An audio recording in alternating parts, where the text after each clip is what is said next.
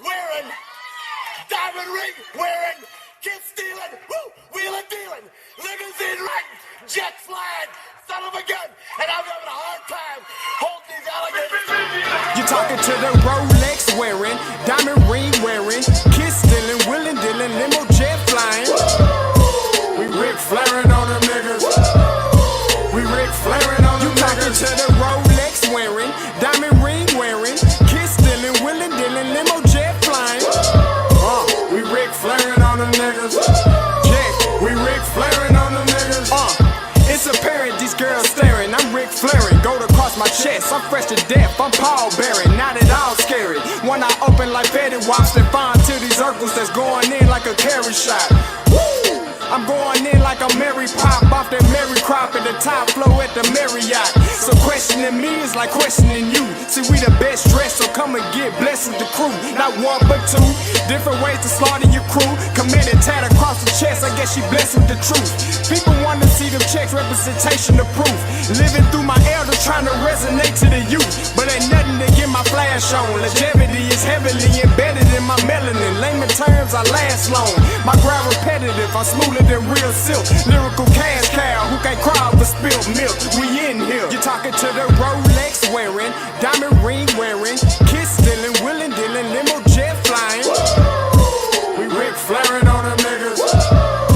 We Ric Flairing on them niggas. You talking to the Rolex wearing, diamond ring wearing, kiss stealing, wheeling dealing, limo jet flying. We Ric Flairing on them niggas. We Ric Flairing on them niggas. This ain't no normal situation, this preparation with greatness. Industry full of fakeness, it's really up for the taking. See, life is what happened to you, more so how you take it. Don't get stripped of your knowledge and mentally leave you naked. I like to live otherwise. I'm sorry that I'm fresh to death. I put the polo and apologize. See, black son, we ain't nothing like the mother guys. Quit to socialize, we organize, then we mobilize. Off the deep end like a scuba diver. And no confusion, just keep it pushing like Uber drivers. Woo! Business fresh just like a supervisor in a Gucci visor. Can't find a smoother rhymer. You're talking to the Rolex wearing, diamond ring wearing, kiss stealing, wheeling dealing, limo jet flying. We Ric Flairing on them niggas. We Ric Flairing on them niggas. You talking to the Rolex wearing, diamond ring wearing, kiss stealing, wheeling dealing, limo jet flying. We Ric Flairing on them niggas. We Ric Flairing on them niggas. Yeah, DQ baby. Shout out that boy Nigga for that fire track. Hey, Black Sun, sun up. What's up, Vinny Vegas? What in Vegas? Yeah. Shout out Pharaoh's Kids, B-Face, yeah, Bubba C, yeah, Ric Flairing on them, Ric Flairing on them, Ric Flairing on them. Hey, yo, Scotty, you going crazy for this one. We see what you're doing, we salute you. Hey, let's get it started. It's Backpack Capital One. What's in your wallet? Got a call from my man A. Scott. I said I got it. Love that you highlighting all of these black colleges. Try to pay me for doing this. Look, bruh, if you don't get off my line with that foolishness, voice of the swag, pull up where you at, no cap. If the Brody is speaking the soft facts, my advice, tune in to every show. Captain Petty, but we know that the sergeants are with the smoke. Speculate, just tell me what is we doing. Get into it, okay, look, I'ma say this and keep it moving. My boy Scotty, man, he offered the least. Black grad paying college, I'm glad that he called me. Walking cause we all been taught that talk is cheap. Even primetime knows Scott for the HBCU streets. Listen. I'm in the building. I am in the building. All right, so listen. First of all, before I get into this roundtable, no, I have not been ducking the smoke. Okay, I just want to make that very clear because I know what y'all be saying out there. Listen, for all the people who supposedly checked on me on my Instagram, checked on me on my Facebook, checked on me on Twitter, you weren't checking. You were being petty, but okay, I'll let you have it. Okay, I'm fine. I'm fine. I'm fine. All right. I have started a class. I'm in school. I'm trying to educate myself to do better so I don't drop to your guys' level of petty. All right. But today's not about that. You already know what it is. It's Roundtable Week 6 recap. I got my boy Blue in the building. What's good, Blue? And you know I had to go to the boot and get that bad man GSP in, baby. What's going on, boy? We are in here. Hey, I appreciate you, G, for coming through at the last minute, man. We were trying to get some fill-in. And we got you in here, and I appreciate it. I appreciate it. All right. So, fellas, listen, we're going to do a quick recap of Week 6. Listen, and also, if we want to talk about hiding, when you lost to North Central, we had a hurricane going on. I was stuck. I get a little excuse. I get him just a little bit. Boy, we couldn't find you for a week. You know what I'm saying? So I don't want to hear nothing about me. He couldn't find you for a week. It took me a while. Boy, they had J-Max had a whole milk carton thing built, all kind of stuff. He did not let me make it, bro. He didn't stop. Man, I want to make that very, very clear. All right, guys. So listen, this is how we're going to do it today. We're going to go through all the topics, all right? I'm going to say that again. We're going to go through all the topics. Call in after the topics, okay? We're not going to stop. We're going to keep it rolling. If you have a question, comment, concern, whatever, make sure you write the number down. Make sure you write your question down, whatever, and I promise you we'll answer it at the end. All right, but we're not going to take calls during the actual show, but I'll let you know when call lines are open. All right, so recap on Week 6. Now, first game up, South Carolina State, FAMU 30, South Carolina State 70. Let me ask you guys, how good is FAM?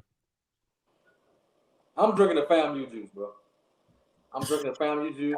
That D-line, bro.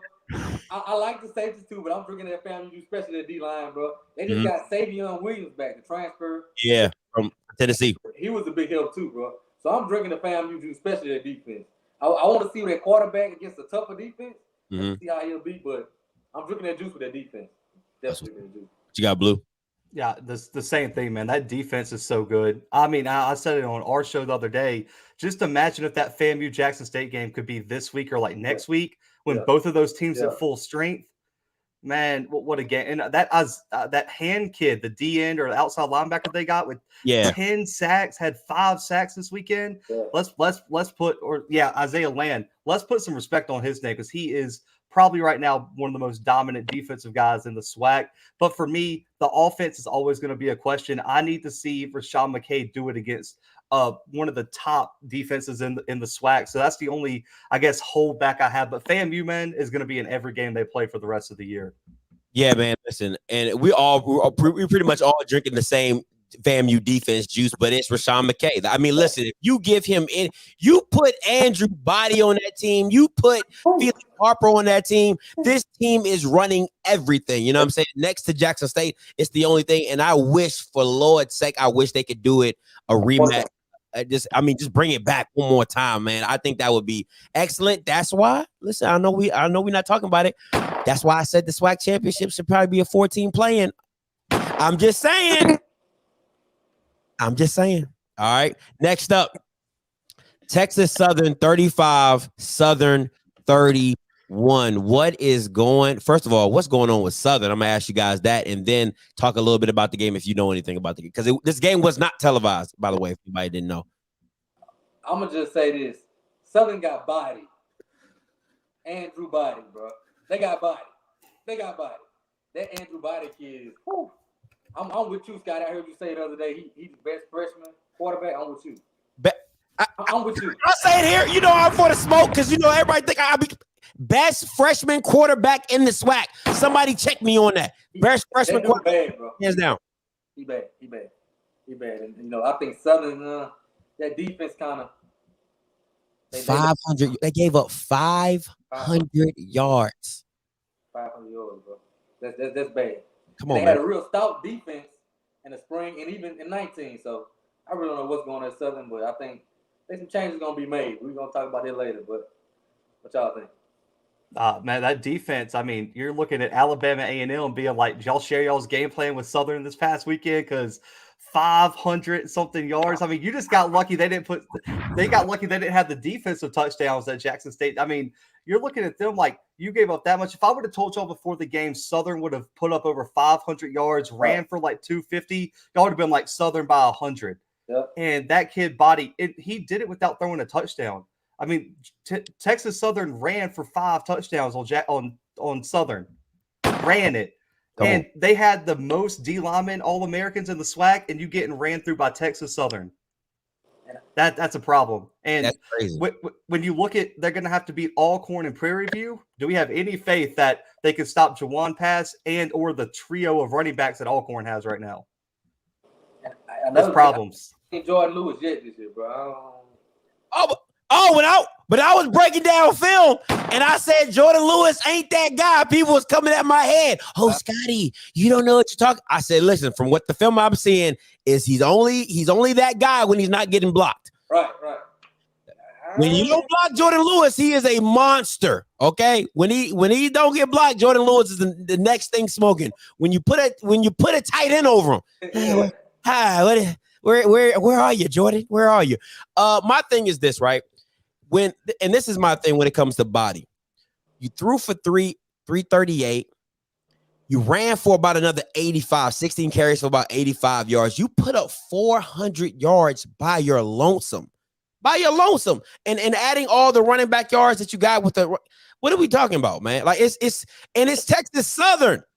Like they had no expectations. I mean, everybody had them finishing at the bottom of the bottom. So you got to respect the fact that you got to respect the mere fact that they're competing. And I saw it back at Rice. I mean, like when you just saw how he played at Rice, the only thing with body his accuracy is real. It's hit or miss. Now he can throw a nice little deep ball, but his accuracy can be hit or miss. But he's explosive, man. He's explosive. I'm telling you, he's explosive. All right, let's move it on. I just want to be very clear. I picked this game. I want to be very clear. I said Valley would win. All right, Valley, Bethune. First of all, G, let me ask you this: is Terry Sims on the hot seat? Yeah, he's gone. He might not make it through. He might not make it through the rest of the year. Bro. He gone. Go ahead, start looking for real estate. He gone. He gone. He's a real estate agent because he's gone. He's gone. Okay. Oh my goodness. Kamari Everett needs to go with them. Can we please get Kamari Everett on a good team? Jesus Christ. That kid is like Kyle Pitt's size and athleticism. Yeah. And he's doing he's leading the SWAC in like receiving right now with, I mean, can y'all name another good player on Bethune's offense? The running back, number 5. I'll give him. Yeah, he's good. Yeah. But the quarterback's atrocious in terms of accuracy and everything. And he's still leading the SWAC in receiving. Like, you got to give the kid his props. And I don't know if he has any eligibility after this year. I don't think he does, but can we please get him on a good team? Because what could he do if he had any sort of a quarterback? Right. Listen, I gotta agree with both of y'all, man. For real. Hey, G, they also said you gotta talk either a little louder or come a little closer to your phone because they say you're a little low. But this is my thing. That number 1 is a house. I was at the Bethune and Alabama A&M game. I was on the sidelines walking. When you see this kid, you know how some people like, oh, they 6'6", and you looking at him, you're like, bro, you ain't no 6'6". Now you know you lay line on this chart. That boy looks 6'12". He like for real. He's huge. He is huge. And I mean, he's solid. He got great hands. He can run, he can catch. If you just had some type of quarterback, and everybody was on the kid. And I kept, especially Coach Green. I know Coach Green probably in this chat. Coach Green talking to you after the who they play, UTEP. Oh, Scotty, you got to see the quarterback. I said he's not special. He's not special. I'm like he's not special. But I like number 5. I like number 1. But to also go on top of that, Terry Sims. I met Terry Sims. As a dude, as a guy, he's cool, real cool, funny guy. But football wise, oh yeah, my guy, you got to go. You can't be a part of this whole new regime that came into the SWAC. FAMU doing what they're doing, and you going the opposite. I mean, you're going. It's like you shouldn't even be here. That's how bad it looks. I don't know where to go. I mean, you got to move on. I mean, if you go winless in the SWAC in your first year, how do you justify keeping? Right. If you can't beat Valley, it's just time. It's time when come on, bro. He would have been in my office Saturday night. Don't get back on the bus. You ride home with me. We gotta talk. Keep it off. Okay, so let me ask you this though, G. How much does Vincent Dancy and Coach Kid Nevins, you know what I'm saying? Because we can take a lot away from Terry Sims, but how much credit are you giving Dancy? I love Dancy. I've been a fan since the spring. How much credit should, and it blew to you as well, how much credit should we give Dancy and that Coach Kid Nevins of the offense and the defense that they've been putting out on the field? One thing I can give him is he got that team playing hard. In the past, Valley hasn't been that good, and they also were quick. You go up on them quick, they quit. This year, them boys are playing real hard. So I got to give them that. They playing hard. They playing hard for them. Yeah, I mean, it's all in the execution. You can tell they're well coached because going into every game, they always are playing with a talent deficit, and good coaches can win with a talent deficit. And so you look at from what's happening with the spring until now, the only difference is what coaches are there, right? Yep. So therefore, you've got to give both coaches credit, and therefore, I honestly think their potential going into next season's where it's at, because you look at the quick turnaround. How much time did he really have to implement what he really wants to do? Yep. So I think next year is even a bigger year for Valley. But I think I agree, but at the same time, they're losing a lot of talent next year. You know, Gardner. I think Gardner's a senior this year. Yeah, he's gone. So you're going to have – so it's not easy to recruit in the Bina, I've heard. It's not easy to get people down there in Valley. But you know what I'm saying? But you got to give it to Coach Lucky. Coach Lucky does a great job. I see him on Twitter all the time, you know what I'm saying, with the recruiting and everything like that. So they're going to have to be really big on recruiting, all right? Really big. I know they're not going to be able to get 200 people unofficial visit like Coach Prime. You know, ain't too many schools gonna be able to do that. All right, let's keep it 100. But you know, they do have to compete, and they're gonna have to probably rebuild a lot of that team that's gonna be leaving coming this fall. But I like what they're doing. Next question to you guys: what is the ceiling for Valley and Texas Southern? So let's just say like 5. You know, do you see them winning 5 or 6 games this year for both of them? Either one. I'll say 3 or 4. I think they'll improve, but I'm not too high on to they're gonna beat too many teams. So I think they're both 2 and 3 at this point in time. Yeah, I think 2 and 3 at this time. I think they both get another win or two. Okay. Another win or two. You know. Yeah, Go ahead. So yeah, that's kind of where I'm at. I think they can both get a big upset maybe here or there, but then they'll probably, you know, win another game or two where they just execute at a high level. I mean, if you're telling me that they can finish above last in their division, that's got to be an improvement from what we all thought at the beginning of the season. That's an A+ season. Facts. Now my thing, and I know I'm looking a real head. I think if I'm being honest, I think Valley's going to be in every game. I don't think nobody's going to blow. And even you saw it in the spring, they just come with a certain, like you said, they don't quit. I don't care what the score looks like. I don't care what the game is supposed to be. They just don't quit. I don't see them getting blown out. But the game I'm jumping way ahead. The game I really want to see is Texas Southern against Jackson State. I want to see a legit mobile quarterback go against that dark side defense, and I just want to see what they look like, because if that's going to prepare you for Felix Harper, and Felix Harper is a better thrower of the ball than Body is, but I just want to see the mobility in how they get down and how they're going to compete with that. Because if you think about it, the only person that was supposed to be mobile was the guy from Delta State. He didn't really run, so we'll see. It's gonna be hard though. That defense, I don't think, has any chance against Jackson State. So I just don't want them to put him in bad situations. And you know, if you got to sit back there and you let him throw 50 times, I mean, he's gonna end up getting killed. Listen, from what I've been told, you know, I ain't GSPN, so you know, I used to break news. I stepped away from that. I said that ain't my lane. That is not my lane. All right, but I heard that the offensive line coach at Texas Southern was Peyton Manning's center or something around.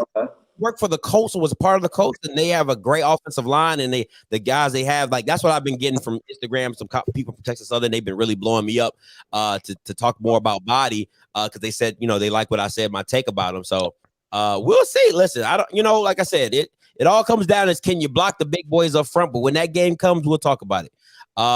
Next one, and this is gonna be G's. Grambling versus Alcorn. I know you had your show on. Tell us a little bit about the game and tell us what you saw. You know, I was excited we won. Grambling always plays us tough. So I was just excited we won, but I just want to see us play a full game. We jumped out on them quick, 21-3, quick. We look like, I'm like, oh, we back. I'm like, we back. In the second half came. You know, we kind of look like the first half of UAPB and the second half of this game. So you know, we kind of slowed it down. We was able to pull out the win, but I just want to see us put a complete game together, and if we do, we can be scared. But I you know, and to Grambling, that Noah Bolden kid, he didn't really show me much. He missed a lot of throws in this game. So, you know, that's about it. And I said it, and even in the Alabama A&M game, if you really go back and watch that game, it could have been worse than what it was but Noah missed on a lot of throws. He missed a wide open deep post. He missed, I think, a wide open deep in cross. I saw the inconsistency, but you can see the potential as well. His toughness, how he stands in the pocket. But this is what I want to ask you, G, and Blue, you can comment on it. How does Vobs find a quarterback if you keep benching everybody? Right. To me, I don't like that. It's what, week 5? What is it, week 6? Mm-hmm. You still don't have a starting quarterback. And they played 2 quarterbacks in this game. Or they played Alden Clark in this game as well. They went to Alden Clark. He went 5 for 5, drove down the field for a touchdown, and in the final possession of the game, you put Noah Bolden back in the game. I don't understand. I don't get it. I don't understand. I was happy they did it, but I don't get it. I don't get it, you know. I just don't, you know. I would tell my son, let's go to Grambling. You know? Yeah, I mean, it's just like this looks like a lack of confidence. Like he doesn't trust either quarterback to play a full game. So he's like trying to ride the hot hand, and he's worried that he's going to leave them in too long, and then they're going to make a mistake, and then he's going to look stupid for making the change. So now he just looks like he's flip-flopping. Like you got to stick with somebody. Like those guys in the locker room got to look at someone and be like, okay, that's our guy. That's our guy that we trust to go win us a game. And I thought it was going to be bought in, or, you know, however you say it. But I mean, I don't understand. You can't rotate QBs in today's age of college football. It's never going to work at a high level. When he put Alden Clark in the game, it actually gave him a spark. He came in and he had like a 50-yard run because he was mobile. So it kind of caught the defense off guard. You know what I'm saying? And he snatched him right out. Like, I ain't going to complain. Go ahead. Okay, for me, it started back in the spring. When I saw Elijah Walker on SWAC Media Day, I said, what are you doing? That guy is not the answer. And anybody go back and watch my live stream about SWAC Media Day, I said it. I said, that guy's not the answer. I saw him spell Hickbottom. He's not the answer. All right. Then you go, okay, I get it. You don't want your freshman quarterback to get shell shot because your O-line isn't that good. So I understand it. But it's either one or two things. You're either trying to build something for the future, or you just don't know what you're doing. And it doesn't even feel like there's a method to the madness. Not even like, hey, you play the first half, he'll play the second half, or I'll swap series. Whoever has the hot hand, I'll continue throughout the game. It doesn't seem like there's a plan to anything. It's just like, you did something bad. Okay, sit down. Yeah. You win. Oh, I don't like what you're doing. You said, I'm like, what are we doing? And you know the rule: if you got 2 quarterbacks, you don't have any quarterbacks. I don't get it, man. It's really frustrating to watch. And I mean, I gotta ask you, G, how did you feel about the O-line play this weekend? Because that's the one thing holding Alcorn back this season. So how did you feel about it? One of our biggest things was communication. Man, you watched the UAPB game. We were leaving in 7. They were sending 5. And they were still getting pressure on sacks on the quarterback. A lot of it was communication. And I think this week we kind of fixed the communication. We got our starting center back, and they kind of fixed the communication. It wasn't great, but it's better than what it was. So I was they gave up 2 sacks. It's better than 8 or 10 A&M. I mean, but you know, I still want to see us get better. To each his own. To each his own. You know. All right. Question for you guys: PV or Alcorn? Who's better right now? I'm gonna go with PV. I'm gonna go with PV. They playing better. Wow. They playing better, and you know, I want to challenge my boys. I think PV playing better. I think we will be better, but as of now, I'll go with PV. Yeah, I'm going PV too. I mean, I think the quarterback right now is kind of a wash with Pass and Harper. Yeah, Harper's done. You know, he's won the SWAC, but if you're looking at their play this year, I mean, it's right there together. I mean, Pass is being more productive. It's just the turnovers of Pass that you don't really get with Harper that bother me. But when you look at the biggest thing is the line of scrimmage. PV's got the better O-line, and right now they got the better D-line. I mean, that D-line for Prairie View is something serious. So I think that's where the big difference is. But right now I would go PV slightly over Alcorn. Listen, if you would have told me, if you would have asked me this question maybe a game ago, I probably would have went with PV, right? The only reason I'm going over is McNair. It's the only reason I gotta go with. It's the only reason I can go with Alcorn, and there's just something. McNair has something on this team, man, and I can't name it. I can't describe it. It's just a calmness that he brings to that team. I feel as though that even in the dark, and it showed against UAPB, even in the darkest moments, they just have a way to pull something out that they shouldn't have, or they have the way of finishing a game that you think they should lose. And I don't know if PV has been through that. They haven't gone through an adversity type game to where you really see what Jawan is. You really see what Coach Dooley's about with this team. And if we're being honest, their DBs ain't that good. Yeah, ain't that. See the guy that was talking about Chad Ochocinco, boy, you was getting worked by Josh Wilkes. All right, so yeah, stop it. All right, number 31, whatever your name, Naxon. What boy? Stop it. But other than that, I that's the only reason I can, because the O line's bad, the D line's not that good. You got CJ, you got Pringle, you got Felix. Those are staples. But McNair, he's a chef that you throw in the kitchen. You be like, man, they ain't got nothing in here but ramen noodles, old fish, honey, and he whips something up and everybody eating. You're like, oh, this was good. Where you get this from? That's what McNair is. Yeah. That's what McNair is. So. I don't think I have high standards for Felix. I don't think he's been playing with how he played in 19 particularly well. But he's been challenged. I think he's gonna step up. And I think that's gonna be the difference towards the end of the year. Felix gonna be Felix. Trigger man gonna be Trigger man. All right. Coming down to the end, guys. UAPB 15, Alabama State 35. Now I'm gonna go two ways with this. UAPB came out the gate strong. They have died off heavily, right? Alabama State, you don't know. They're like Mr. Jekyll and Mr. Hyde. You don't know what they're gonna get. You don't know if they're gonna come in. How do we gauge this game, and what do you see for both teams? I think that the second half of the Alcorn, I think they're cute UAPB. I think they kind of like, I ain't gonna say quick, but they kind of hurt them a lot. And I don't know if they still recover from that. So I think just UAPB. And Skylar Perry hasn't been as good this year as well. He did throw a dime against Alcorn, and I was like, woo. But he hasn't been too good this year. So I kind of knew going in they wasn't gonna be able to hold up to Alabama State. Yeah, and that defense has been atrocious compared to what it was in the spring season. I mean, they're giving up like 300-something yards a game through the air. And so, it's a hard judge for Alabama State, because the one thing that we all want to see is do they have any offense? And they went against statistically one of the worst defenses in the SWAC, and they put up some points. But, is that going to translate against a good defense?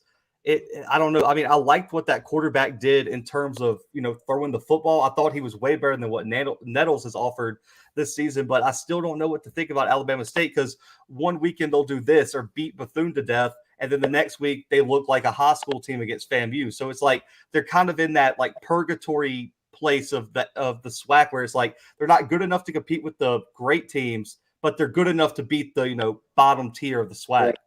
Yeah, and I like the SAT word, Blue. Get purgatory. Is that the word? Purgatory. I need one of them bouncing balls. Purgatory. That's not. I like that, boy. The SAT word.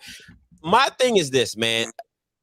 I had a lot of faith going in for both these teams. Actually, I thought UAPB was going to look good because of the defense. That cover 0 is not for them. They need to stop running it. It is bad. They can't do it. All right. Listen, I know Jackson State makes it look real pretty. They cannot do it. Okay. You got to have the right front seven to make it happen. You don't, stop it. Alabama State, what's surprising me the most is how bad Ryan Nettles looked now that he did comparing to spring. He looks like he doesn't even know how to play quarterback. And I was not expecting that to be 6'5", to throw it like he was throwing it. I I'm really upset about him not progressing up for his sophomore year or his second year as that. And also the running game. We all know how Alabama State gets down. Ja'Cory Merritt, Ezra Gray. That's the train that makes this thing go. And if you stop the run, I don't even know Alabama State's receivers.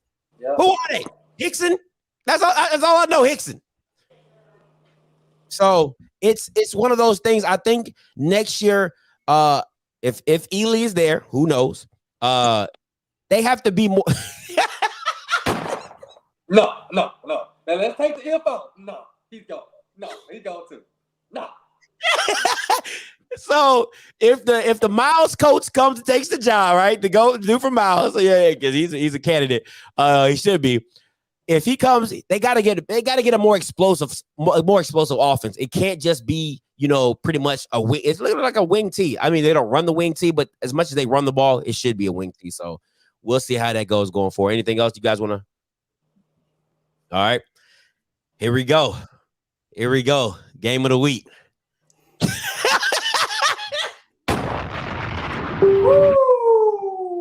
How, man? Who wants to pop this one off? Man, I'm not gonna lie. If you watched, Swack and a Fool's video, and Coach Walker looked at him, he was like, "Did they put 60 up?" And she was like, "I guess so." He was like, "I thought someone was lying to me." They told me the game. I'm sitting on the side like, man, they got 60. I said, "Well, stop lying." I looked, they had 60 points. 61. Yeah. That's embarrassing. On homecoming, that's embarrassing. Yeah. That's what happened. That's what happened. Anybody want to talk about it? Anybody? You got to pull the film. I need a film breakdown of bringing Josh Lanier in motion, and not a single defensive player even turned his head. He comes all the way across, like he's in the slot on the right side, comes all the way across on the field, and they don't even have a corner there. He's standing in the end zone. It's not even him and Jesus. Jesus didn't even show up to that meeting in the end zone.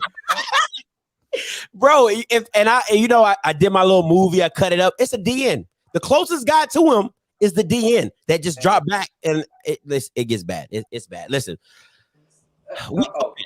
me and Blue was there. We saw this massacre in person. I mean, like, I'm on the sideline when I tell you faces look low, hearts. So I got a question. Go ahead. How fast did their fans clear out? They ain't no fans. Listen, I'm telling you, I was in like the family section / like the one like assigned section in the stadium. Every touchdown in the second half, a whole section would get up and leave. It was bad. Like my co-host Brandon went to grab something to eat. He was like, "Dude, it's harder to get out of the stadium than it is to get in the stadium right now." Man, no, it was bad, bro. It was bad, I wanted to walk on the Jackson State. I wanted to do a stroll before the game. I thank God I didn't, because I really wanted to talk some smack. Because how Alabama A&M Stadium works is that they got the field, they got the track, and you can walk around the track and kind of get to the other side. And I wanted to walk over there. Something in my spirit said, "No, stay your ass on your side and just watch the game." I said, "Okay, Lord, I'm gonna do that, God." Yeah. So I went back on my side, and I thank God I did, because I would have had to see all them people I to. You know what I'm saying? Because I left at like, babe, what time we left at the beginning of the fourth quarter? Oh, we was out. We went to eat. We went to dinner because I knew I had a post-game show. I was like, listen, my girl was like, "You doing a post-game show?" I said, "They're going to wait for this one." Because I got time. It was funny, though. But, man, okay, so real talk. Okay. Where does Alabama A&M go from here? Because if anything, we know you ain't got no defense. Right. I don't care. The only person on that team that I would even take from that team is Troutman. That's the only person I would take, and everybody else I'll copy, paste, delete. All right. So where do you go from here, G? First thing, I think Maynard has to kind of tone it down with some of the talking. I know he don't want to, because you don't have the dogs to back you up. You just don't have to, especially on defense. To me, it's looking like the defense was at practice like, "Man, I wish he'd be quiet." I sure hope Coach be quiet. When I played ball, I had a coach that talked a lot of smack, but we were ready. We gonna back him up. Man, that defense A&M was like, "Man, I hope who's coach talking about?" I hope he be quiet. He just don't have a dog to talk like this. He just don't have a dog. He needs some dogs. He needs some dogs to be beside the ball. Listen. Go ahead, Blue. Go ahead. Oh man, no. So I know y'all know that they brought Ric Flair for the coin toss. They drove him around. They drove him around the track, like parading him around, and all the fans in the stands were like wooing and like screaming. And then by the end of the game, I know they were thinking like, man, we probably shouldn't have wooed when he came around. Like, it probably just got another touchdown put on us. But I mean, dude, the defensive front for Alabama A&M, you got to let them all go. Send them to D2. Send them to JC. Like, when you have your DN getting one-handed, drugged down to the ground by his neck and just pinned to the ground with one hand by Tony Gray, you got to lose your scholarship. I'm sorry. Your class is canceled on Monday. You cannot you're a grown man and got handled with one hand and pinned to the ground on the football field.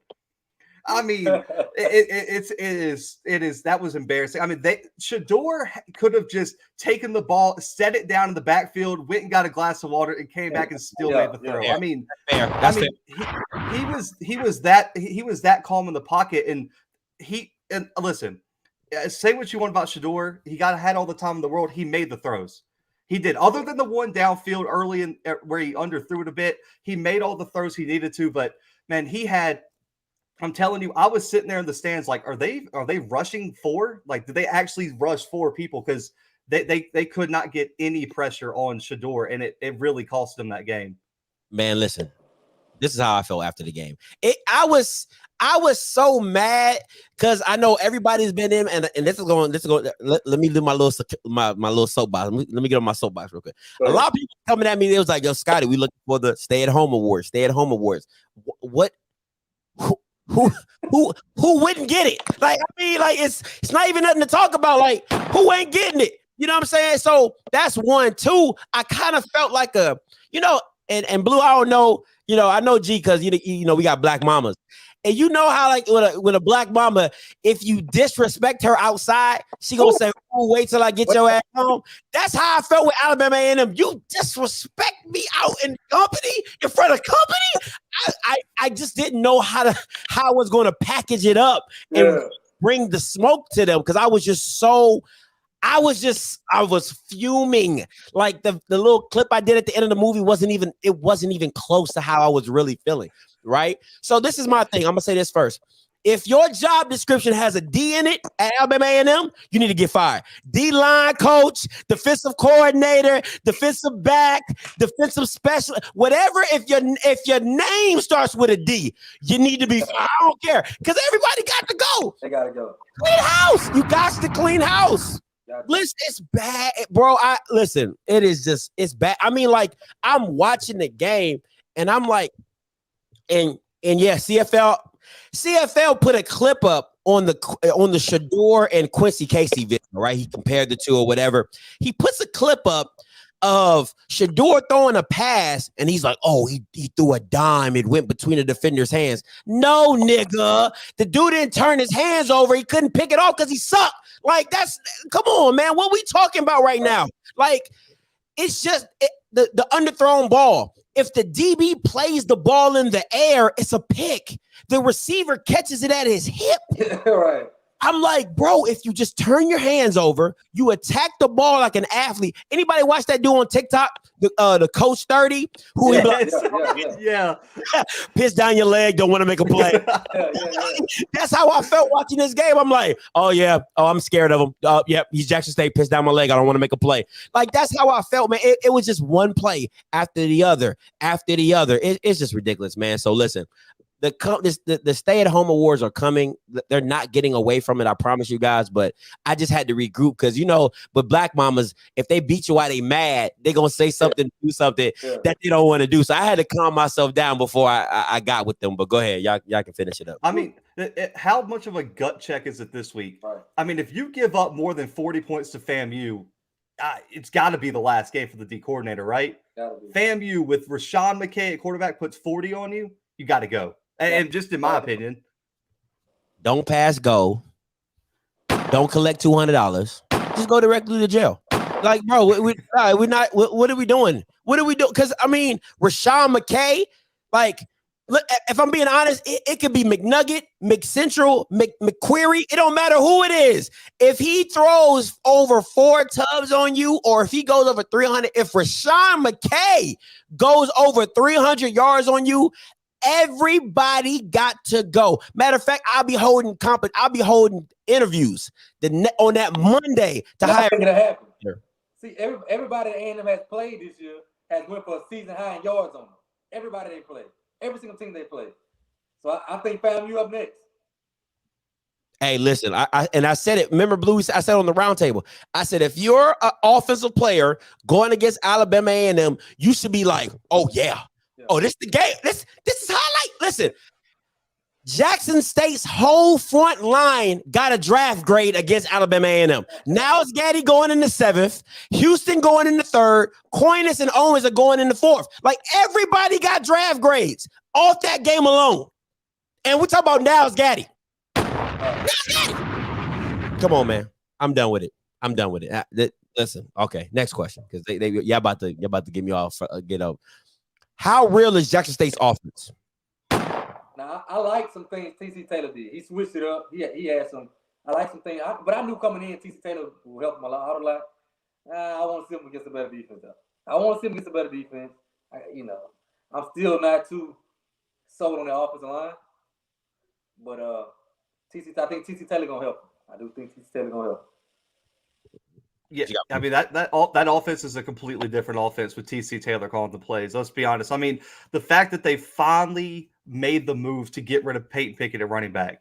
I mean, to put in a more athletic guy when you run a more zone scheme anyway. Mm-hmm. So why did you have Peyton Pickett in there not making cuts? He's just running into the back of offensive linemen play after play. So I was really glad to see Santee Marshall get some shine. Also, if the offensive line is the biggest thing, I just need to see them go against the D-line with a legit pass rusher. And say what you want about Alabama State, that's this weekend. Yeah. They're not 60 points good. Let's just keep it real. That's not what we're going to get every week. But if they can average 30 to 35 a game, they won't be beaten this year. Nope, won't be touched. They won't be touched. Like if you can't hold Jackson State under probably around 21 points, you're gonna lose the game. So with TC Taylor calling the plays, I think the offense is much more real than what we saw against UL Monroe, FAMU, other teams like that. Somebody said Pickett was injured. He needed to stay injured. Okay, he needs to stay off the field. If you put Pickett back in, the offense takes a giant step back. Stay on the training table, Pickett. No shot. Listen. No hate, just stay on the training table. You know what I'm saying? A little longer, get yourself 100% healthy. My thing is this, right? And I talked to a coach that I know, the offensive guy. And it's funny if you listen to what TC Taylor said, it's the same thing I said in everything leading up to the game. I said, when you have this many athletes, all you have to do is put them in position to win. That's it. Because when you're a team deficient of talent, you start like, okay, let me give you an example. Alcorn, right? You got LaCharles and you got CJ Bowler. You have to put them in position to make plays because people have doubled LaCharles and made CJ beat you, or they've bracketed CJ and say, hey, we're going to live with LaCharles on the one-on-one.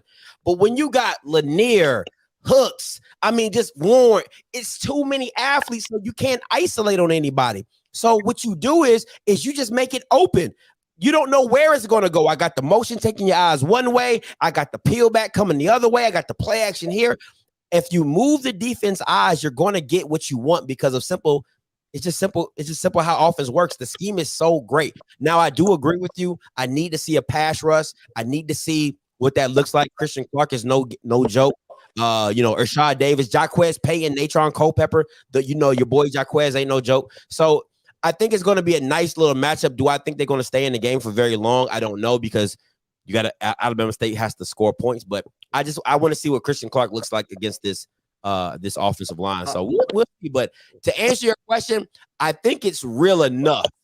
It's better than whatever Phillips and them was bringing. I'll tell you that right now. Whatever they was bringing to the table, that's trash. Leave it alone. Don't pick it back up. But what it is, I think Jackson State has an offense to win games. The other one was just that was. Oh God! But they have an offense to win games.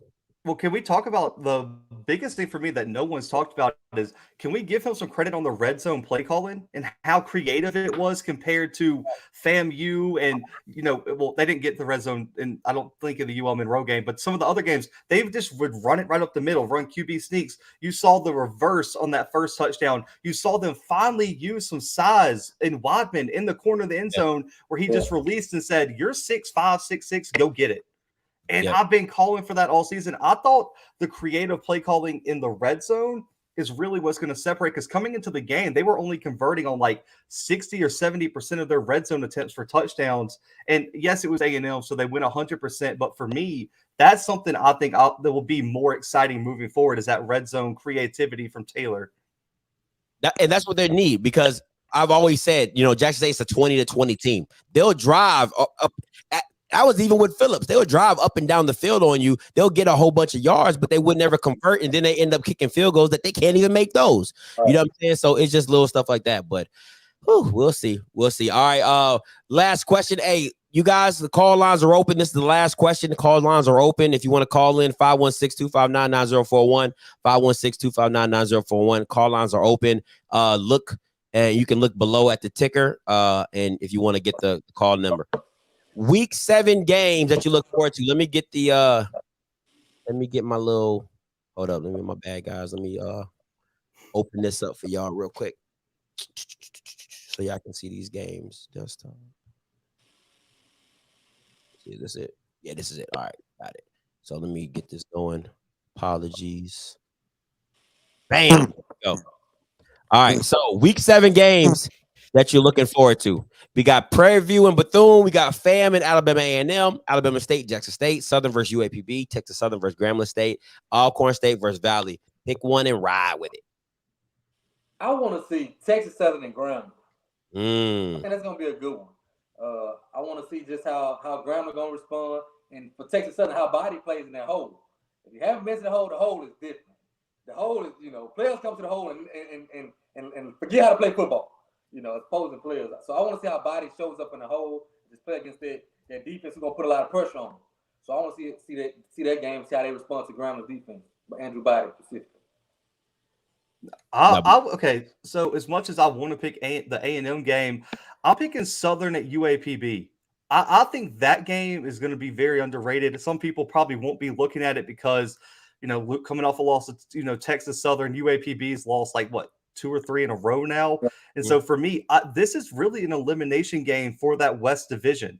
If Southern drops another game to a UAPB, I mean, you're looking at that schedule like you still got PV coming up. You still got Alcorn coming up. You still got Jackson State coming up. Is there any chance they make the SWAC championship? I mean, the Southern's SWAC championship, hopes ride this weekend against UAPB, and then it's 2 terrible defenses. So which offense is going to get it going? Can Southern move the ball through the air like we saw against Mississippi Valley? And can Skylar Perry finally give me something? Can Skylar Perry be accurate against the defense that just allowed a freshman to go for 350 on them? All right. So for me, this is going to be the game that's really going to determine who's real and who's not in that West Division.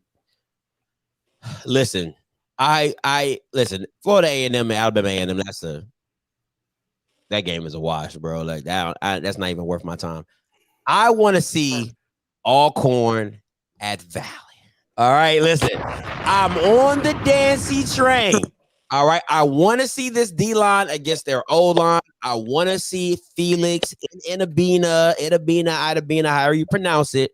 I want to see that game. I want to see how they match up. I just want to see how do you deal with success and expectation? That's the difference. When nobody's looking for you, when nobody's checking for you, easy to make a game here, win a game there. But now you don't won 2 games back to back. Hadn't done that in 9 years or 11 years, or whatever somebody say like that. And now you're going into this game, and people have you should be able to compete. So I really, really am interested to see how Valley does and bounces back in this game right here. So. Yeah, this is gonna be a nice little week. And I think Jackson State's homecoming, and who else is homecoming? G. Jackson State and Grambling. Okay. And UAPB. Shoot! They scheduled Southern for homecoming. Woo! And let's not forget 2 things in this. UAPB beat Southern to keep them from the spring SWAC championship, and also they stumped on their logo. I know a lot of people have been talking about that. Dick Penn and all them boys. Hey, listen, Dick Penn and his crew, they want the smoke. They about that life. They really about the life. Them boys mean that. All right, guys, call lines are open. When you call in, either have a question or a comment. Okay, have a question or a comment. It's not my regular live stream. It's not going to be just straight banter. Have a question or comment, and we'll answer you accordingly. All right. Hey, Ryan, you live. Talk to me. Turn your background down for me. All right, my fault. Hold on. Give me a minute. Got it. What's goody? Yeah, man. This is my comment right here. Jackson State was impressive last week.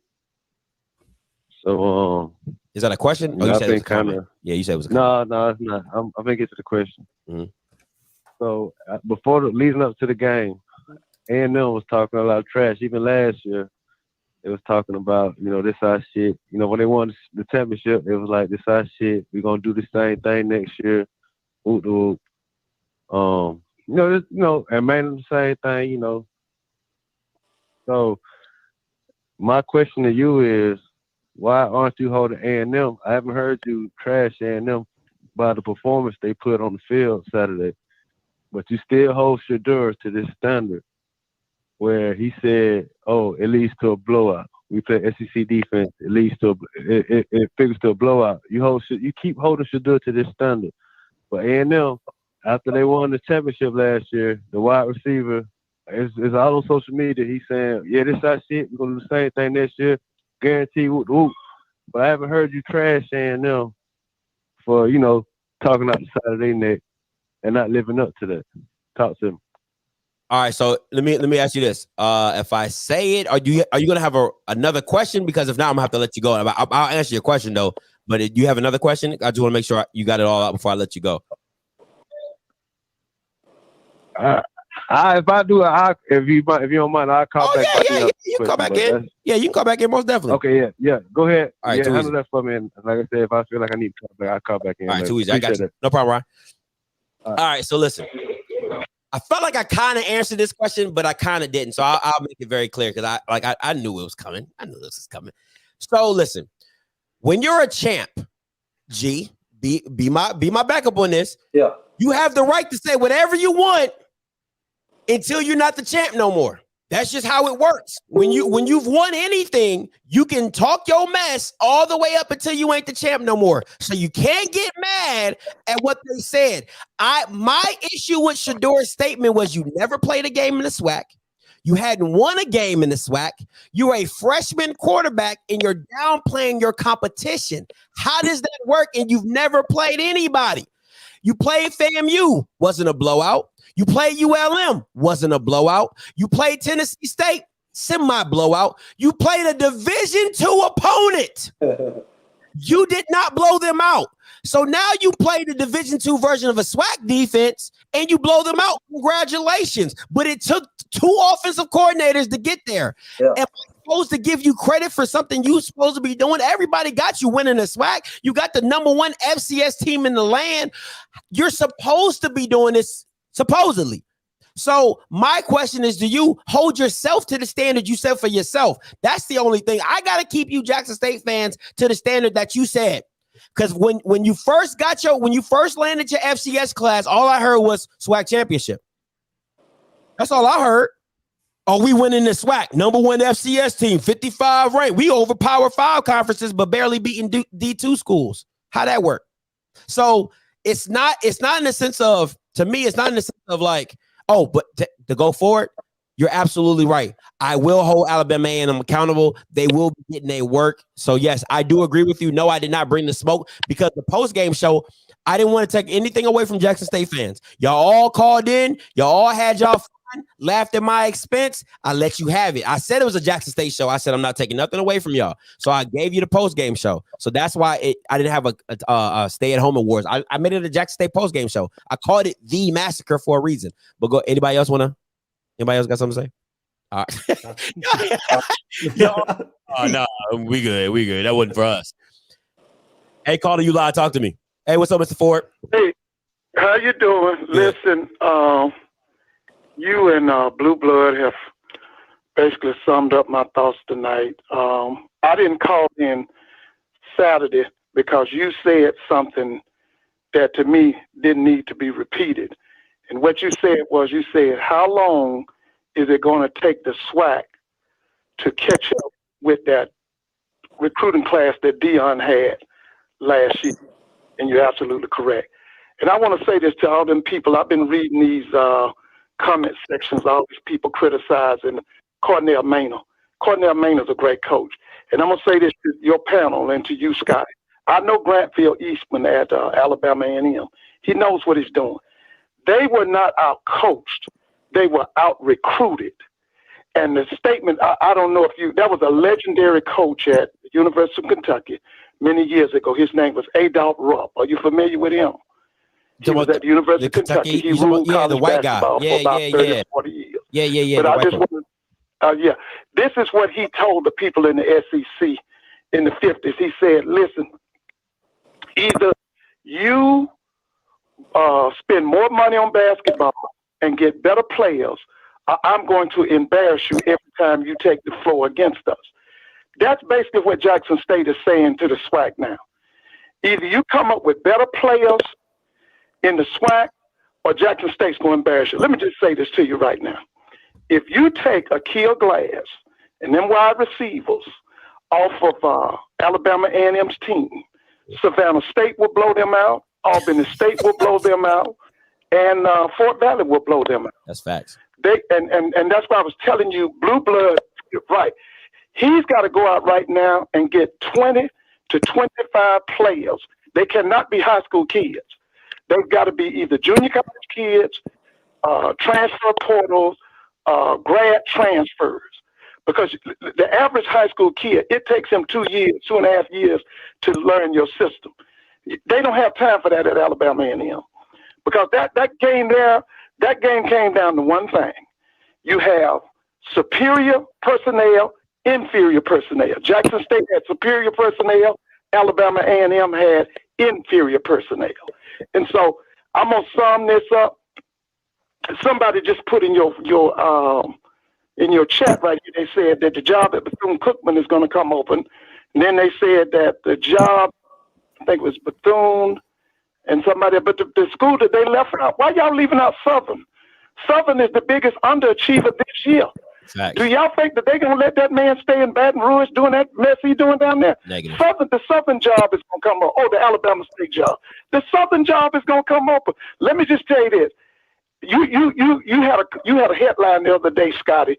You said, how long is T.C. Taylor going to be the offensive coordinator at Jackson State? I'm hoping it's for just this season. I want T.C. Taylor to get Alabama State.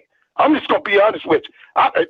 If the AD is smart down there Saturday in Jackson, he need to pull T.C. Taylor to the side and tell him, we going to hire you in December at Alabama State. Because I'm going to tell you right now, I have studied Donald Hill Ely for many years. If you go back and look at his resume, he's never won a conference championship. No, he was at Morgan State about 15 years, and the best he could do was maybe a 7 and a 5. He's never done nothing. And so if you want to stay mediocre at Alabama State with all that talent you got at Alabama State, keep Donald Hill Ely. But if you want to compete against Dion in December, go and hire T.C. Taylor. I appreciate the call, but I'm Mr. telling Ford. you right now, Southern's job is going to come up. See, let me tell you something. I got to let you go, Mr. Ford. Got to let you go. Okay. Appreciate it. All right. Appreciate the call. Listen. All right. So the T.C. Taylor thing, right? If I was a coach, if I was a head coach, if I had an open vacancy as a head coach and I offensive, it's two coaches that would be on my list: Zach Grossi and T.C. Taylor. Those two boys right there, they legit. They're offensive-minded guys. You would have to open up the checkbook for TC because I don't think he wants to leave Jackson State. Yeah. Go ahead, G. I don't think he want to leave. I don't know this for sure. This is not breaking news, but I think he got a promise to be the coach in waiting. I think Dion's decided. I think he's the next head coach. He's a Jacksonian. They love him down there, so it'll take some big money to get him from Jackson State. Yeah, it'll take big bucks. All right, let me go to another caller. Hey, go ahead, Coach Green. You live. Talk to us. All right, let me turn my volume down. Okay, big. All right. My first question is for Bluebird. How, since you like offensive lineman, how proud of you are of Tony of doing that one-arm takedown? I mean, that was impressive. I'll give. I mean, I don't care who it is. If you can manhandle a college football player like that and do it all game long, you got to give him his props. I mean, as much as the offensive line I've been critical of Jackson line show. Everyone knows that, and for good reason. They finally played their most consistent game, and it's not just the execution, man. It's the physicality. They finally played like they were mad at somebody. They finally played like they wanted to hurt the guy in front of them. And that's what you needed out of a good O-line. So I give them all the props this weekend. Because I know how much you like to talk about offensive line. When I saw that, I said, man, I know Bluebird probably was proud of that move right there. and for you, Script, how much trash talking was going on between both teams before the game started?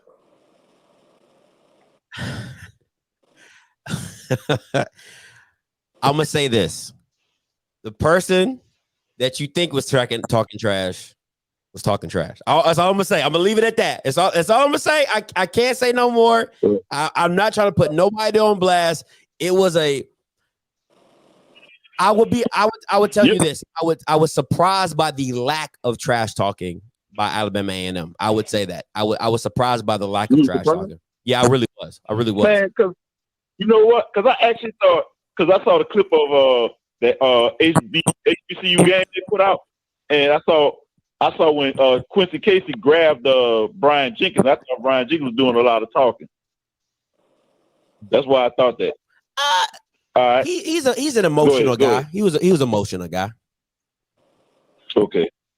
Yeah, I even saw in the game when the official called that fumble and he disagreed with. He stayed on the field for a while. But here now. This is the real question I want to get to.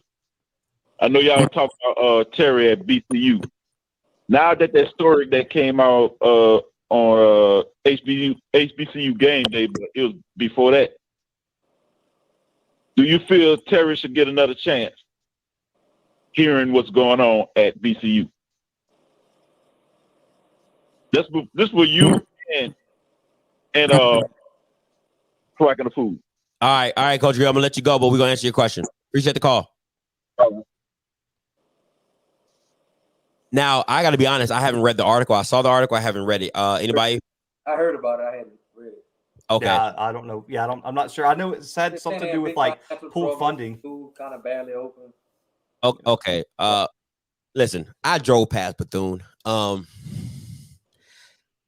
not gonna say nothing because people start bashing me. Listen. At the end of the day, if Valley can win, you can win. Now, I don't care what that. When you talk about all that, you're in Daytona. You're like 10 minutes away from a beach. I mean, it's probably okay. I'm gonna say this: if Jackson is around sharks, right? Bethune is around oasis. I mean, it's literally nothing but beach for like. So if you can't get no kid to come down there and be 10 minutes away from a beach, I don't know what to tell you. I really don't. I mean, in half the battle of recruiting, like being in a place you want to be like chilling in and all that type. I mean, it's a perfect place. It's nothing but beaches. So I just think it's time for a new start. I think it's time for a new start down there. You clean your house and bring in somebody fresh and try to kickstart a program. Because people don't understand how much winning in football can help a school up. I'm not talking about just athletics. I'm talking about the school. You start winning in football, your applications go up. Your student enrollment go up. So I think it's time for a fresh start down there. Because even if they keep him, he may be improved to 3 or 4 wins. You know, so I say bring in a fresh new start. You never know who might apply. Bring in a fresh new start. That's fair. Let me take another. We got a few more callers on here. Hey, caller, you live. Talk your name. Where you calling from? Yeah, my name is City. I'm calling from Texas. What's good? What's your question? Yeah, my question is for G, actually. Great show, by the way. Thank you. Great. Yeah, my question is for G. When are you going to be brave and bring that noise to Fargo? Listen, great guys. I'll listen off the air. Thank you. That's my God. We coming, Dave. We coming down there. That's my guy. He been telling me to bring that noise up there to North Dakota to Fargo. We coming, Dave. Dave, we coming. That's my guy. That's my guy. I love it. That was my favorite call of any roundtable we've ever had, man. That's right up there with the house phone. Shout out to him. Oh man, when you gonna bring that to North Dakota? Oh no, I like it. I love it. I love it. I love it. Hey, caller, you live, talk to us. Oh, man. Hey guys, enjoy the show. So right quick, the score this week for FAMU and Alabama A&M, because once again, like I said earlier, in Blue, you got to stop disrespecting the Rattlers, Blue. You got to stop. You said that State was gonna blow us out at home. What did you think? 21-10 or something like that? Yeah, I did. Blue, give us more credit, man. Give us more credit.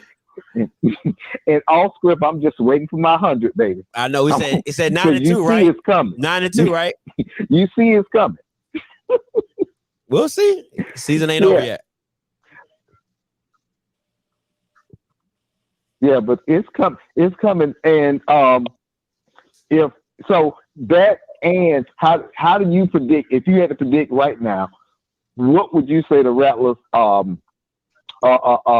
record would be at the end of the season, going through the SWAC? And do you think we can make the play? Blue, this is really a question for you, Blue, because I really don't pay attention to the other conferences outside of SWAC and the MAC. What do you think the Rattler defense could do against really the whole team could do in the playoffs? Because if by some freak chance Jackson State doesn't lose 2 games, then that's our thing going to the playoffs. And Scotty, I told you we were going to bring the playoffs to the SWAC. It might just be a little bit sooner than I thought. Enjoy the show, guys. I appreciate the call. Hey, guys, so as you see, and I put the schedule up. Let me move this banner down so you guys can see it a little bit better. But this is FAMU's schedule, and gosh darn it if it ain't easy. Gosh darn it if it ain't easy. Let me blow this up for you guys so you can see it. I hope y'all can see it. So if you can't, I'm going to read for you, G. Next game up, Alabama A&M. After that is Valley, Grambling, Southern, UAPB, and Bethune. I don't see a loss. Me either. I don't see a loss. Now it might sound funny, but I think Southern gonna play them hard. Just because of the rivalry they have. I think Southern gonna play them hard. They're gonna be playing for pride at that point. It's in Baton Rouge. I think Southern gonna play them tough, but I don't see them losing. Yeah, I'm gonna get my 100 ready because I don't see him losing another guy. I really don't. You know, if I'm being honest, I really don't. But go ahead, Blue. Answer this question for the playoff situation. Yeah. So if FAMU got in, it'd be an interesting matchup. The problem is the QB play is so elevated in the playoffs that I think FAMU would have the worst quarterback in any matchup that they got in the first, second, third round of the playoff. McKay is not that type of quarterback that can get you to a national championship. The defense is there. FAMU's got a defense that can make some waves. The problem is, I mean, when you're looking at some of the offenses you're going to face, when you like, if you want to pull up FAMU's schedule right now, I mean, outside of Jackson State, is there a team that you think would win a game in the playoffs? Negative. I mean, really and truly, have they seen a North Dakota State size offensive line? Have they seen a Quincy Patterson at quarterback? Have they seen an Eric Barrier at quarterback at Eastern Washington, who has more total offense than all but 11 teams in the entire FCS by himself? Can you see a Montana defense who held Washington, a top 20 team in the country, for FBS to 7 points in a money game? Held them to 7 total points. That's where they'd run into the problem. The problem is their strength of schedule isn't there, man. They aren't even receiving votes yet in the polls. So for me to be in the top, 16 is going to be a real stretch for FAMU to get in this year. They're going to have to start scheduling out of conference games, whether y'all like it or not. And y'all can keep coming for me and Scotty and everyone who says it. That's why I said on my live show yesterday, if you're mad, like all the SWAT groups are so mad, Jackson State's not ranked, but I thought y'all didn't care. What does it matter? Yeah, if y'all don't want to play in the playoffs, why do y'all care if y'all are ranked? If y'all don't want to play nobody, why do you care if you're ranked against them? I mean, South Florida is what it is, Dwayne. I mean, they're not a great AAC team. They win the game. It's just okay. So they're receiving 5 votes. I mean, Brett, you got to have five votes. I mean, you got to be in the top 16 right now. It is FAMU a top 16 team in FCS? I don't know, but they'll have a shot if they opt out of whatever clause or whatever the SWAC has. They'll have a shot. I just think their strength of schedule right now isn't strong enough to get into the playoffs. That's real. That's real, Blue. Let me take a couple more callers. Hey, G, you got anywhere to be? Or I'm good. I'm good. Hey, caller, you live. Talk to us. You know what it is, man. It's your boy, man. What's up, Smoke? What up, boy? What's good? I got 3 comments and I got a question for you, Blue and G. First comment, I just want to say you don't schedule us for homecoming. You see that homecoming turn into a homegoing. Number 2, what I don't want to take away from that game is the fact that Coach Maynard is still a good coach. He's a great coach. I think that they were prepared mentally, but they weren't prepared physically, and not being prepared physically can turn into you not being prepared mentally. You know what I'm saying? That's real. Yeah, that's real. 3, last comment. I'm very excited to see this Alcorn versus Valley. As we know, Alcorn is a dominant team. Could possibly be a contender. Well, ain't no possibly. They it's a chance they can be in the state championship. Coach McNair is a great coach. I've been giving credit to Valley because Valley has impressed me the last 2 weeks. And like you said, right now I feel like all eyes are on them because they won 2 games back to back, which is something they haven't done in a minute. And they beat two great teams. So, question for you is, what do you think that Valley would have to do to win the game against Alcorn? Hey, appreciate the call, Smoke. That's it. All right. Well, G, you go ahead, G. I don't think it'd be much of a game. What we have to do is don't let them hang around. You let a team like Valley hang around, and that's when they start to build confidence more and more and more. But I think if we come out like we did against Ground, it won't be much of a game. But we have to put them away early, and we've been struggling to do that. But hopefully this week we do it. We cannot let them hang around and gain confidence down there in Itabena. We got to put them away early. Got to. What you got, Blue? I mean, for Valley, you just got to run the ball. Your best playmakers at running back. If you establish the run and can keep Felix in that offense on the sidelines and wear down that front 7, which I mean, G probably could correct me, but they don't have as much depth as I would like to see in the front 7 for Alcorn. So I think if they just run the ball and can wear down that defense, that's their best shot to win the game.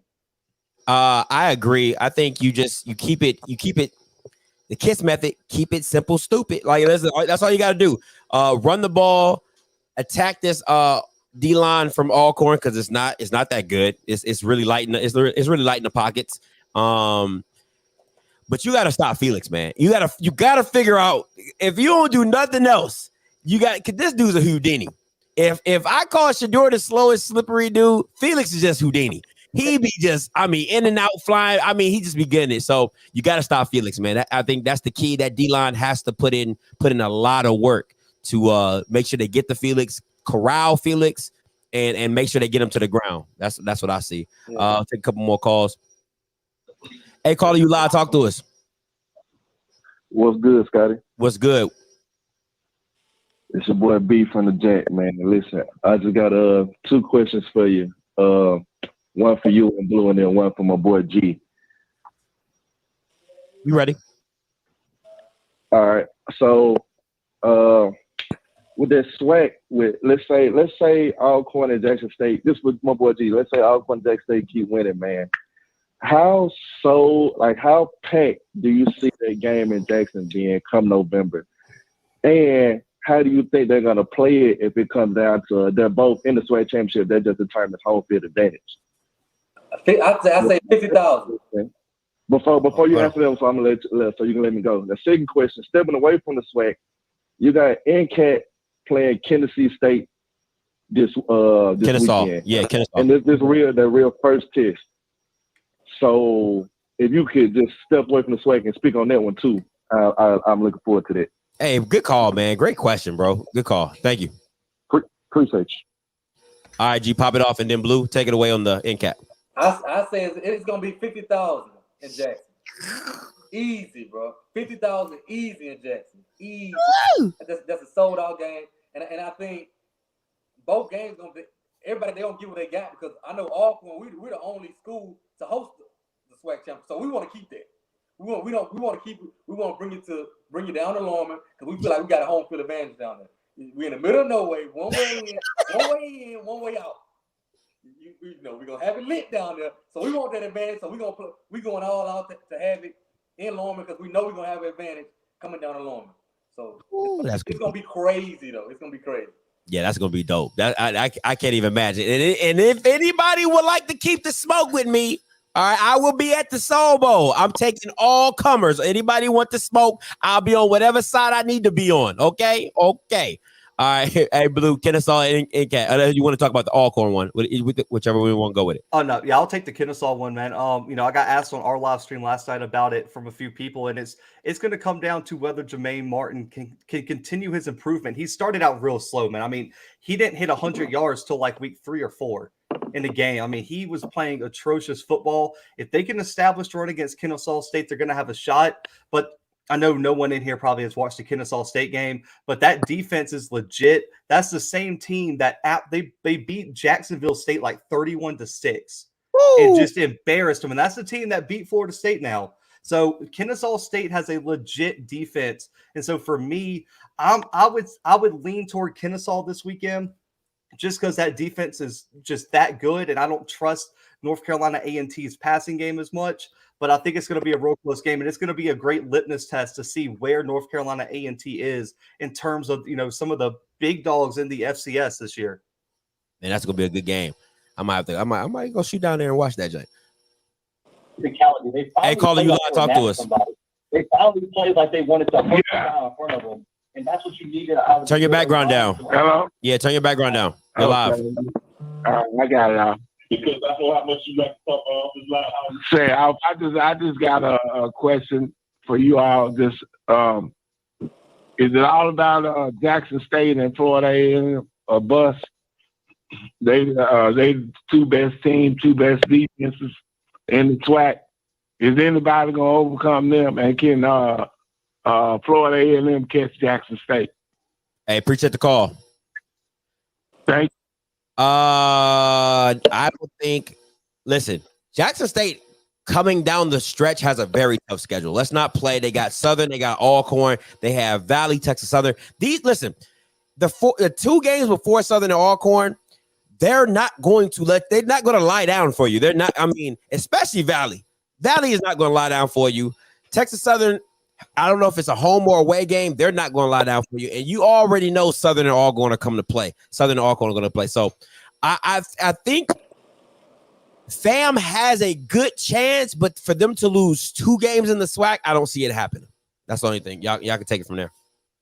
I think right now they're playing the best right now. They're clicking right now. But like you said earlier, Scotty, Fred McNair. If it's one thing, he's going to have us ready to play when it's time. I can promise you, Fred, he's the best coach in the SWAC, and look for him to show everybody why he's the best coach in the SWAC. My opinion. Man, personally, like just like I told you, Scotty, on the phone after the game, if Jackson State calls the type of game they played this past weekend and that defense comes to play, no one in the SWAC's touching them. I mean, they're beating everybody in the SWAC, including Alcorn, by 10 or more if they play like they did this past weekend. I mean, they're just that good. Because no one can match them in the front 7 right now. If the only issue was that offensive line to give anybody hope, because you could get to Shador, shut down the run, and make it a low-scoring, one of those grind-out games. But if that offensive line protects Shador, everyone in the SWAC's getting washed, in my opinion. Let me ask y'all this, and this is including the game you just saw. I like this question. Who has the best offense in the SWAC?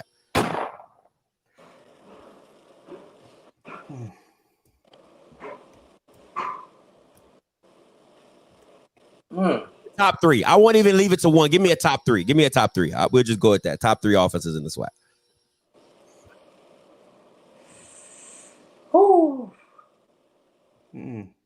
This week kind of shook it up for me. This week kind of. Yeah. It ain't shake up shit for me. It ain't shake up a damn thing for me because I can't blame the trenches for an offense.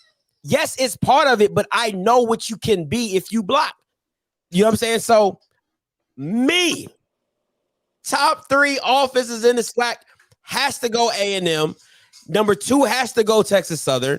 And number three, I might throw, because it's only one game. It's been one game, and you haven't shown me anything any other time. So it will have to go A&M, Texas Southern. No, I'm sorry, A&M, PV, Texas Southern. Those will be my top three offenses in the SWAC. I'll A&M, Alcorn, Texas Southern. Oh, yeah. I would probably say PV, A&M, and I'll probably put right now with the play call in Jackson State would probably be my number three right now. That was a good question. That was a damn good question. It made me think. I'm like, yeah, I was like, because if Jackson State does this the rest of the way, then they will have the best offense in the SWAC. You get what I'm saying? Like, but that's one game when everything was clicking, and I can't count it. A&M. You see what I'm saying? Everybody gets on track. I guess, you know what I'm saying? I wish we played A&M. Give our offense a kickstart. You know what I'm saying? You know, everybody get their rev on. You know what I'm saying? But we'll see. Hey, let's take let's the last caller. Hey, what's up, Blake? Talk to us. Pressure, pushing down on me, pressing down on you, under pressure, under pressure. Hey, this is Mr. Who that I just had a couple of comments. Just want to come in there. Big shout out to Blue. Good to have you on here. Hey, Reservation Nation, my guy, ESPN. Got a quick announcement. CFL was not able to be on due to his party line is out of order. He's working on it. CFL, we miss you, guy. Hey, take care of that.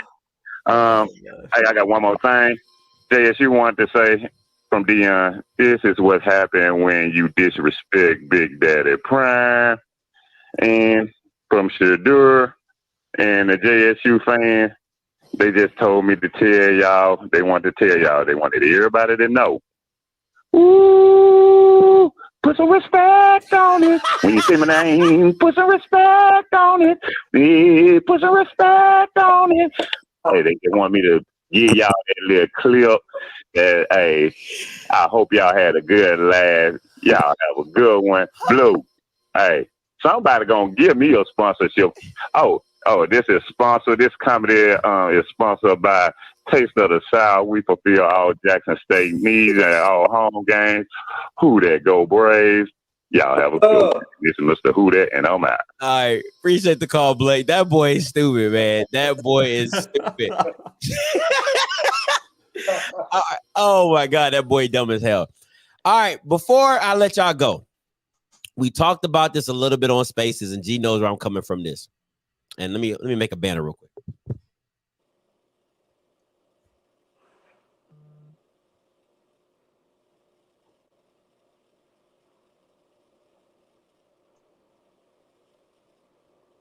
All right, let me make my little banner real quick. Was the trash talking from Prime allowed? Now let me set the stage, right? Let me set the stage. And this is how listen. I was raised in Maryland. We do it a little different. I feel as though if you don't talk trash in the beginning, you are not allowed to talk trash on the back end. So my thing is this. I'm gonna take it all the way back. ASU, right? When he got trolled by Alabama State in the spring, he said that wasn't professional. I don't do that. I don't think that's appropriate. What people fail to realize is I've never talked bad about my opponent. I only talked about me. That's what Coach Brown said.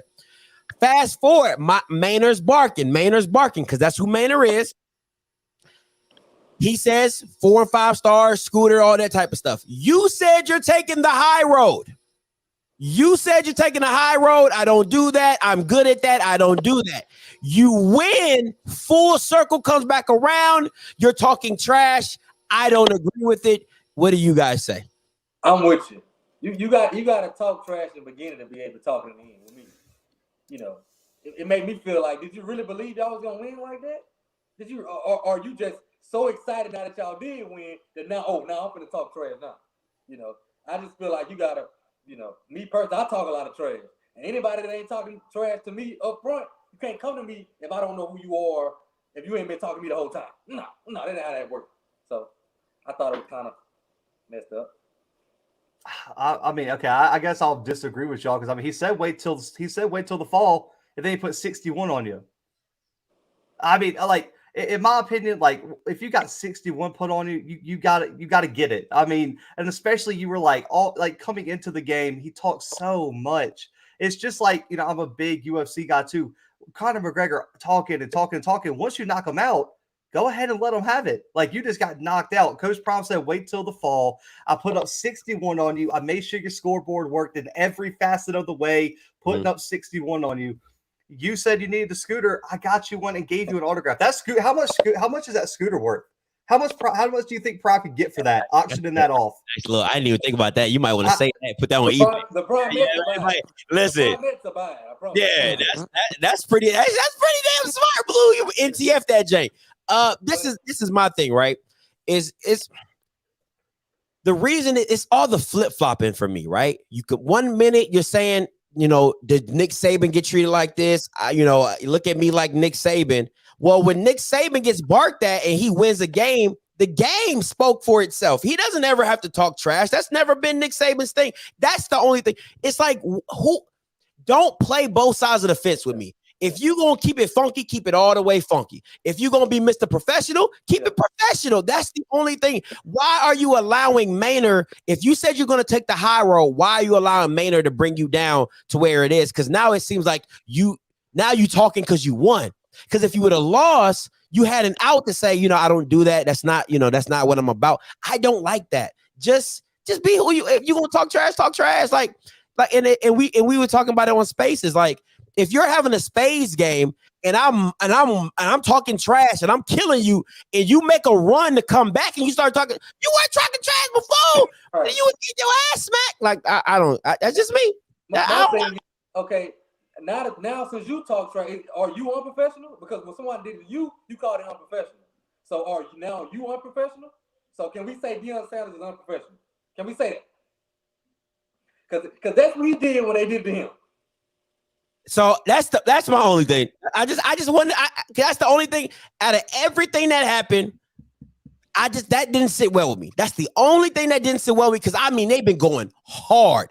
I'm talking about promo after promo, video. I'm like, where was all this energy before the game? Because it would have made the game that much more bigger. And now, if you're talking trash with Maynard, now it's like, whoa, Maynard, he talked trash and put 61 on you. God, dog, like, But I don't know. That's just my look. I mean, he made it. So the thing about Maynard is like, yeah, we could all say it's, you know, he talked a bunch of trash and he paid for it, to say the least. I mean, if anyone shouldn't have been confident in what they were bringing, you knew A&M. I mean, that defense, like, you knew what defense you were coming in there with. Like, you just don't get handled with one hand on like some random Saturday. Like, you knew that was coming. That's and fact. so for me, like, you talked all that trash, and so for Prime, it's probably it was personal for Jackson State, and you could tell. As Scotty could tell you, the fans were fired up at that game. The players were ready. Like, you felt the vibe in the stadium. Like, after Houston took that touchdown, I looked at Brandon, who came with me. I was like, man, this might be bad. Like, they came really ready for this game. So for me, you can't talk all that trash and not expect, after you get handled 61-15, that the person you talk trash to for months said something back. I don't think you can hold them to that. I mean, I think for me, it's just, I'll let you talk your trash, but then after I beat you, you're going to have to hear me. You're going to have to see. And every time Maynard's on social media, it's a video. He's probably got that pink scooter in his office right now, mad as hell, punching the wall. Like, he gave me this pink scooter and autographed it. He probably put that thing through the sheetrock when he got back to the house. Hey man, I ain't See, going. I don't mind the trash talking at all. I don't mind the trash. I don't mind the trash talking. Just don't call it unprofessional when it's getting done to you. Oh, I'll agree with you on that. You can't call it unprofessional. Yeah. You could have easily just said, okay, I'm gonna show you in the game, or I'm gonna let my game do the talking, whatever. Don't call it unprofessional, and then turn around. Oh, now you a trash talker because he hasn't stopped. He ain't stopped. But I guess it's not unprofessional anymore.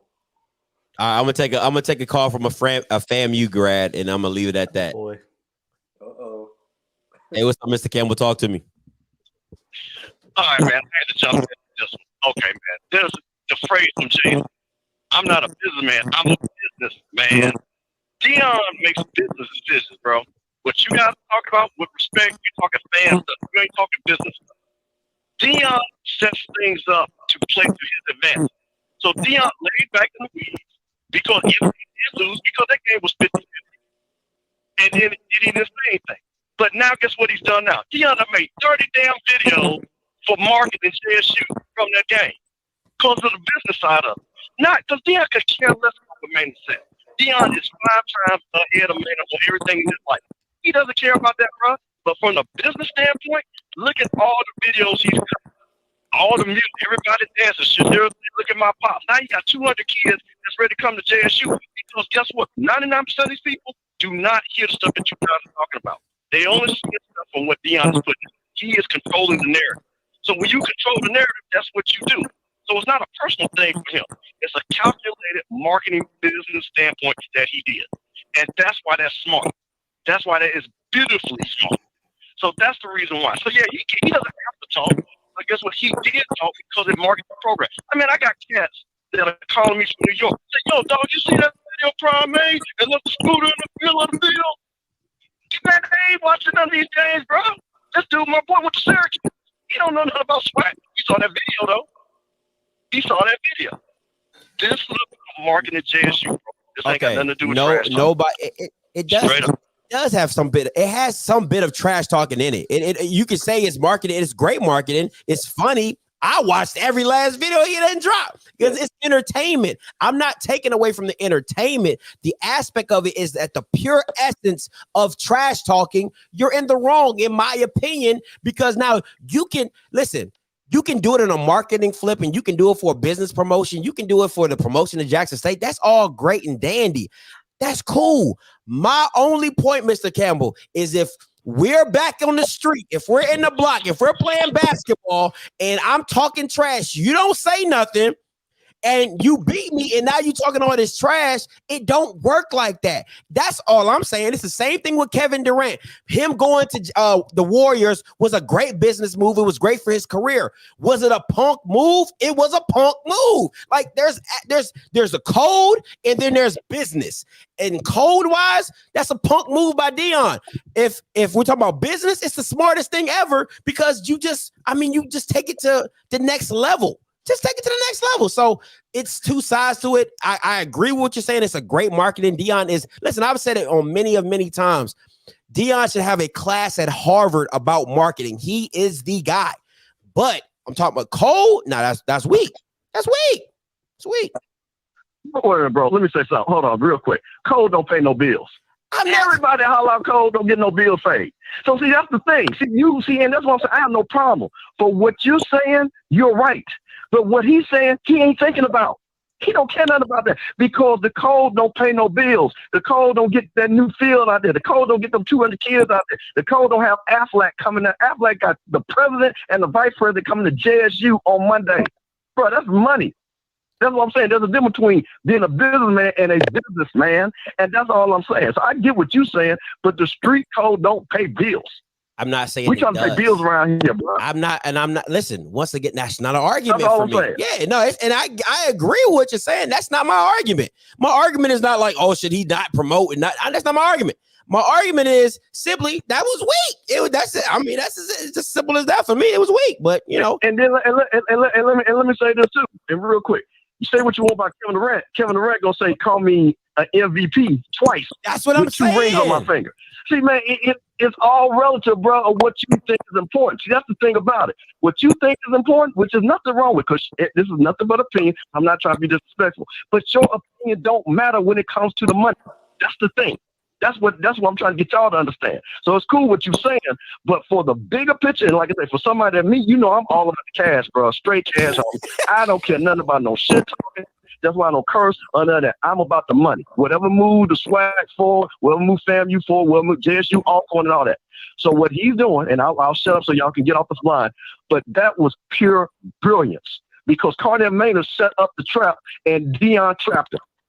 That was the thing. He let him set the trap. He set the trap. And I'm going to tell you another thing, too. Alabama State about to set the same trap because them boys is laying for them, and he going to give Ely some size 12 Under Armour shoes. I already heard.